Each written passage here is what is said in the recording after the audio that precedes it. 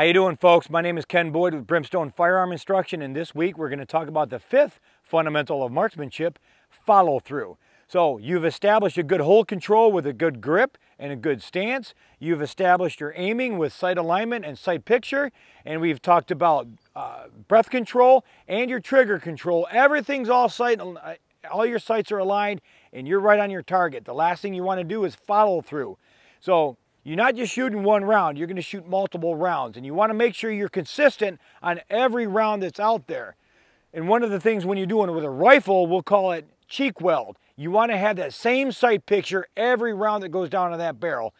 And what you do is you get a good cheek weld and you put your cheek on that and you weld it to the stock of the rifle and you maintain that all the way through your shot group.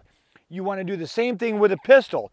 Even if you're making a mistake with your shot group, try maintaining that consistency, and then when you go down range, you're going to find out exactly what you did wrong and you can correct it. However, you're still going to have a good shot group. If you're jerking your trigger, then it's going to be down and to the left. If you're heeling a little bit, you're going to be up a little bit. If you're anticipating recoil, it's going to come down, but it's going to be consistent.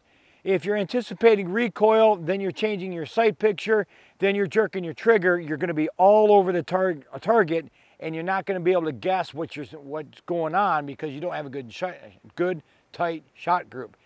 Follow through is consistency. Consistency is key to having a good tight shot group. Let me give you an example. So I'm going to give a good example of bad follow through. 3 shots.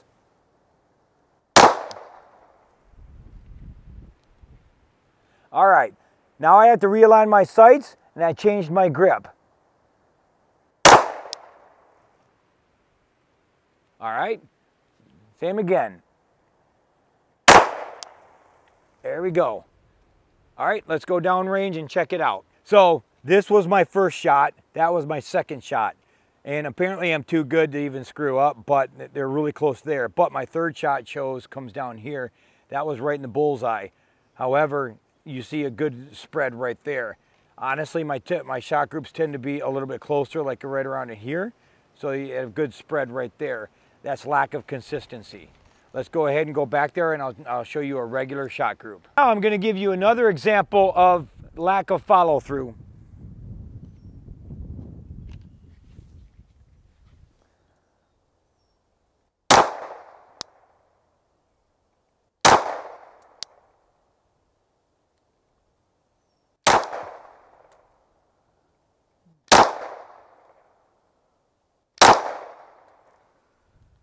All right, and I'm going to throw in a couple of other faults in here.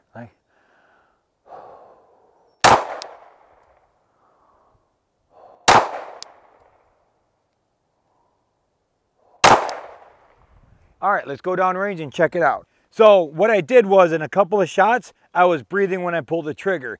Another couple of ones, I was jerking the trigger pretty hard.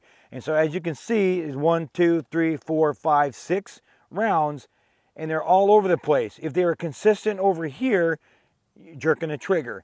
If you're consistent, going to line up this way, like we have 1, 2, actually there's 2 down here, so you have this way, that's breathing if you're right-handed. This would be breathing left-handed, and down here would be jerking the trigger left-handed. So you have a whole bunch of stuff right here. So when you're coming down, what this is going to tell you is that you don't know what's going on. And this is going to lead to a lot of guesswork, and it's going to frustrate you. All right, so for this next shot group, I'm going to be as consistent as possible, and we'll see what it looks like downrange.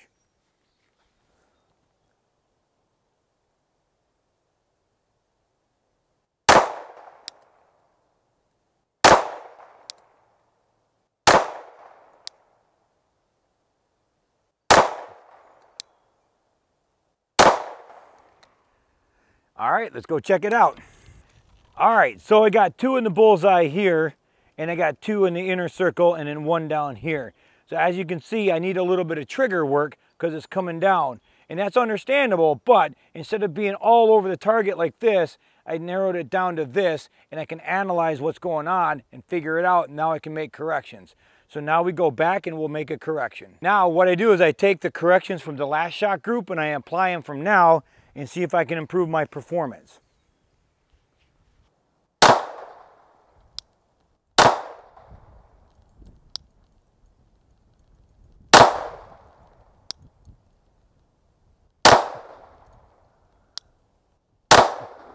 So this is not the most scientific method, but what you got here is, there's the width of the shot group right there, and now I've shrunk it to half of what it was before.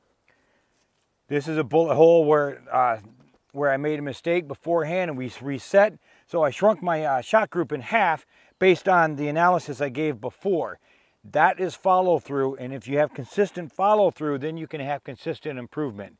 Thank you very much and have a good week.